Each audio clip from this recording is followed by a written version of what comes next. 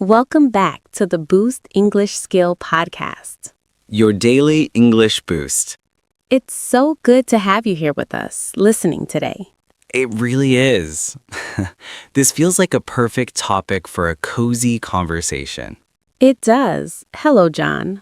Hello, Luna. Always a pleasure. For our new friends, I'm John. And I'm Luna.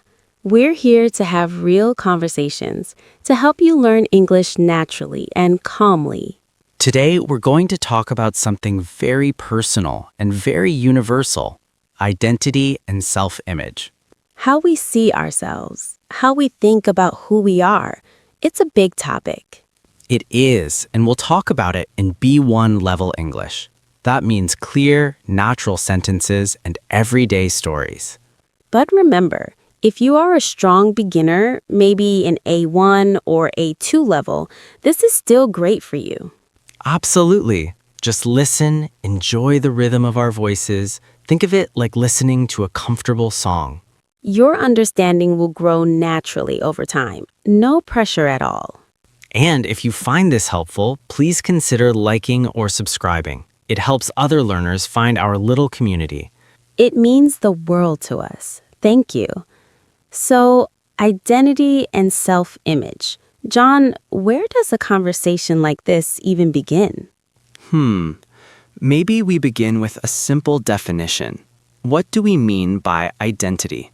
For me, identity is the story I tell myself about who I am, the labels, the roles, the beliefs. The story. I like that. So it's a narrative, not just a fixed fact. Yes, I am a sister, a friend, a podcaster, a person who loves quiet mornings. I am a son, a thinker, a host, someone who drinks too much tea. See, those are all parts of our identity, and self-image is like the picture that goes with that story. The mental photograph, how we visually and emotionally see ourselves in our minds. And that picture isn't always accurate, is it? Not at all. Often it's quite different from how others see us. That's where things get interesting. And sometimes difficult. Let's start with something simple. When you were a child, John, what was your identity? How did you see yourself? Oh, as a child, I think my identity was very simple. I was the quiet kid, the one who liked to read. The reader. Yes, and that was a comfortable label. It felt true. My self-image was probably small, hiding behind a big book. Did that change as you grew older? Very much. In high school, being the quiet kid felt like a problem. My identity felt weak. I wanted to be the funny one or the confident one. So your desired identity crashed against your perceived identity. Exactly, and that caused a lot of confusion. My self-image was not very positive during those years. I can relate so much. I was the shy girl, and for a long time, I thought that was my entire personality. A single word that felt like a prison. Yes, a prison. It took me years to realize I was also thoughtful and a good listener and creative. But when your identity is tied to one label, it's hard to see the other parts. It is. So one question is, where do these labels come from? The quiet kid, the shy girl. I think they start from other people, our parents, teachers, friends. They give us feedback. You're so artistic, or you're not very sporty. And we absorb those comments. They become part of our internal story, even if they were just casual remarks. Or sometimes they come from comparison. She's more outgoing than me, so I must be the shy one. Comparison is a factory for identity labels, and often not very kind ones. So our identity is partly a collection of other people's opinions. That's a little scary. It is. It means we might not be the authors of our own story. We are editors of a story written by many people. How do we start being the author then? I think it begins with questioning, asking, is this label still true? Is it helpful? Do I like this part of my story? For me, it was asking, Am I shy or am I just selective about my energy? That's a different story. That's a beautiful reframe. Selective about my energy. It sounds powerful, not limiting. It changed my self image. Instead of a picture of someone hiding, I saw someone choosing. That's the power of language. The words we use to describe ourselves shape our self image. Which is very important for our listeners learning English. The language you use in your mind matters. If you think, I am bad at English, that becomes part of your identity. It shapes your self image as a learner. And it makes every mistake feel like proof of who you are. Right. But if you think, I am learning English, I am improving, the identity is active, growing. The self image is of a person on a journey, not a person stuck at a destination. It's a small change in words, but a huge change in feeling. I'm curious, for our listeners, what words do you use to describe yourself as an English learner? Do you see yourself as a struggler or as an explorer? The story you tell makes a big difference. Feel free to think about that. Maybe even share your thoughts in the comments later. Now, another huge influence on identity and self-image today: social media. Oh, a giant topic. It's like a hall of mirrors, but all the mirrors are filtered. That's a perfect description. We see perfect versions of other people's lives. And we compare our messy, real self-image to their perfect, curated identity. It can make our own story feel small or boring or wrong. If my identity is a regular person with a normal life, and I see someone whose identity is world traveler and fitness expert, I can feel less. But we're comparing our behind the scenes to their highlight reel. It's not a fair comparison. Never. So how do we protect our self-image in the age of social media? For me, it's about remembering that identity is multi-layered. I have my offline identity, which is rich and real. The you that drinks tea, reads books, has quiet conversations. Yes, and my online identity is just a tiny slice, a performance in a way. Everyone is performing a little. So when I feel bad about my self-image, I try to disconnect. I go for a walk, I talk to a real friend. You reconnect with your physical identity, the feeling of your feet on the ground, the air in your lungs. That always brings me back to myself, away from the distorted mirrors. This is also true for language learning. You might see videos of people speaking perfect English fluently. And you think, I will never be like that. But you don't see their years of study, their mistakes, their practice. You see their fluent English speaker identity, not their learner journey. Comparing your chapter 2 to someone else's chapter 20 is always painful. Always. So we must be gentle with ourselves. Our identity as English users is under construction. And construction sites are messy. That's normal and okay. Let's talk about another layer: cultural identity. This is very important for many language learners. Yes, when you learn a new language, sometimes you feel like you are getting a new identity. Or like you have two identities: your identity in your first language and your identity in English. Some people feel more confident in English. Some feel more shy. The language can change your personality a little. I've heard people say, I feel like a different person when I speak English. Why do you think that happens? Language carries culture. English might have words for concepts that feel freer. Or maybe there's less baggage. You don't have the history of being the quiet kid in English. That's a great point. It's a clean slate. You can build a new self-image from the beginning. You can be more outgoing in English because that's not an old label for you. That's actually a wonderful opportunity. You can choose who you want to be in this new language. You can practice being confident even if you don't feel it fully yet. You're practicing a new identity. Fake it till you make it has some truth here. If you act like a confident English speaker, your self-image starts to believe it. The actions shape the identity. I love that perspective. It turns language learning into identity exploration. It's not just about grammar, it's about self-discovery. That makes it more meaningful and maybe even more fun. What about the opposite, when learning English threatens your original identity? That can happen too. Some people worry, if I become too good at English, will I lose my own culture? That's a real and valid fear. Identity is connected to home, to family, to tradition. I think the healthiest view is that identity can be expansive. You can add a new room to your house without destroying the old rooms. You are not losing your first identity. You are becoming bilingual, bicultural. You're adding layers.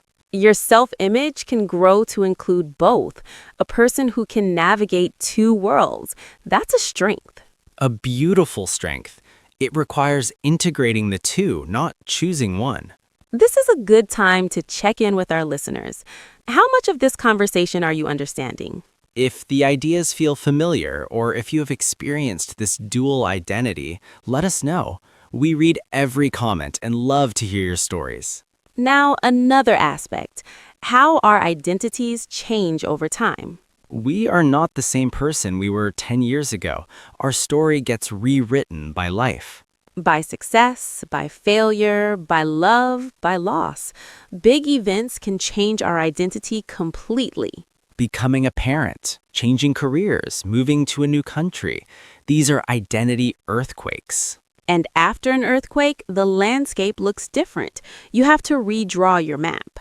My self-image after I started this podcast was different. I added creator to my identity. And that changed how I saw myself. It gave me more confidence in other areas too. Because identity is connected. Strengthening one part can strengthen the whole. So, if you strengthen your identity as an English learner, it might make you feel more capable in your job or your hobbies. The confidence transfers. If I can learn this difficult language, maybe I can learn other difficult things. That's a powerful ripple effect. Learning English isn't just a skill, it can be an identity upgrade. An identity upgrade. I like that term. It's like installing new software for yourself. Exactly. But upgrades can be glitchy. Sometimes the old software conflicts. That's the uncomfortable feeling when your new actions don't match your old self-image. Like when you speak English well, but in your head you still think, I'm not a speaker. The identity hasn't caught up with the reality. There's a lag. How do we speed up that lag? How do we update our self-image? I think we do it with conscious acknowledgement. We literally tell ourselves, I did that. I spoke well. We collect evidence. We keep a small journal. Today I understood a whole movie scene. Today I helped a tourist. Proof. You show proof to your own brain. Over time, the brain accepts the new identity. It's like building a case for a new version of yourself. You are the lawyer and the judge. And the case is built on small daily actions, not on one big perfect performance. Perfection is the enemy of identity change, I think, because we will never be perfect, so we never feel we've earned the new label. But good enough is something we can achieve. Good enough speaker, good enough learner. That's a label we can own. It's humble, but it's real. Let's talk about the negative voices, the inner critic that attacks our self-image. Ah, the critic. The one that says, who do you think you are when you try something new? That voice is often protecting an old, fragile identity. It fears change because change is risky. If I stay the shy girl, I don't have to risk rejection by speaking up. It's safe. So the critic is a guard trying to keep you safe in your old prison. We have to thank the critic for trying to protect us and then gently move forward anyway. That's a kind way to see it. Thank you, but I'm choosing a different path now. In language learning, the critic says, you'll make a mistake, don't try. And you can say, thank you for worrying about my embarrassment, but I want to communicate. You don't have to fight the critic, you just have to acknowledge it and not let it drive the car. You are in the driver's seat. The critic is just a worried passenger. I love that image, a nervous backseat driver. Exactly. Now, what about the labels we choose for ourselves, the positive affirmations? Saying, I am confident in the mirror, even if you don't feel it. Does that work? I think it works if you connect it to action. I am confident feels fake, but I am practicing confidence feels true. Again, it's the identity of being a practitioner, a learner. That's always an honest identity. So maybe the healthiest identity of all is I am growing, I am changing. That's an identity that never gets old, never becomes a prison. It's always open. The self-image is of a tree, not a statue. A tree grows, bends, loses leaves, grows new ones. That's a beautiful self-image to hold. I am a living, growing thing. So for anyone feeling stuck in an old identity, maybe ask, how can I grow today, even a little? A tiny growth in your English is also a tiny growth in your identity as a global citizen. Wow, that's a big thought. Learning English expands your possible identities. It connects you to more stories, more cultures, more ways of being. Your identity world gets bigger. That's a wonderful reason to learn, beyond just exams or jobs, for self-expansion. I want to touch on one more thing, the difference between self-image and self-worth. Oh, that's crucial. Self-image is the picture. Self-worth is the value you give to that picture.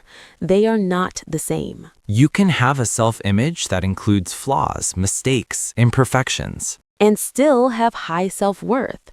You can say, I am imperfect and I am still valuable. That's the goal, I think, to separate your worth from your performance, from your labels. Your worth as a person is not connected to being a good English speaker or a successful person. It's inherent. You were born with it. Everything else is just decoration. But society teaches us to connect our worth to our achievements. It's a hard habit to break. It is. One way is to value being over doing.